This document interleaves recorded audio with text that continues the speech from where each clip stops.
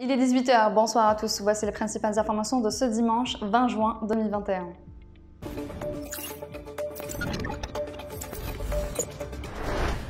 Le coup d'envoi des épreuves du baccalauréat session 2021 a été donné ce dimanche par le ministre de l'Éducation nationale, Mohamed Wajahoud, à partir du lycée Ali Boussahaba dans la commune de Draria. L'entame a été donnée par l'épreuve de la langue arabe, suivie dans l'après-midi de l'épreuve de sciences islamiques. C'est pendant 5 jours durant que plus de 700 000 candidats composeront à ces épreuves et durant lesquelles le pays sera encore privé de connexion Internet pour lutter contre la triche et la fuite des sujets d'examen. Cette mesure qui dure depuis plus de 5 ans est contraignante pour les citoyens et a été de nombreuses fois critiquée par les experts économiques qui ont mis en garde contre les pertes qui en résultent. Concernant l'examen de 5e, le ministère de l'Éducation nationale a annoncé hier samedi que le taux national de réussite à l'examen pour la session 2021 avait atteint 83,95%, affichant une amélioration de 0,64% en dépit des circonstances exceptionnelles de scolarisation durant l'année scolaire 2020-2021. Toujours dans l'éducation, le ministre de l'Éducation, Mohamed Wajahoud, a indiqué ce dimanche que les enseignants contractuels pourront participer au prochain concours de recrutement sur la base de l'expérience et du diplôme. Dans une déclaration à la presse, Wajahoud a précisé que le ministère a opté cette année pour le recrutement sur titre conformément à la loi, soulignant que la chance sera donnée aux enseignants contractuels de participer à ce concours en tenant compte de l'expérience et du diplôme.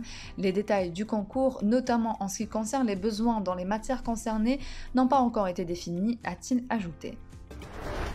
Covid-19, le gouvernement a décidé sur instruction du président de la République, Abdelmadjid Tebboune, de réaménager et de proroger de 21 jours le confinement partiel à domicile de minuit jusqu'au lendemain à 4 h du matin dans 14 wilayas du pays au lieu de 19 à compter de demain lundi dans le cadre du dispositif de gestion de la crise sanitaire liée à la pandémie du Covid-19.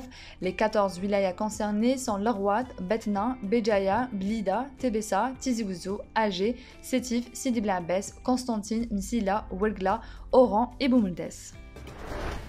La nageuse de la sélection nationale et de l'USM Alger, Men El Haboub, 17 ans, est décédée par noyade en attendant les résultats de l'enquête hier samedi à la piscine olympique du 5 juillet à Alger.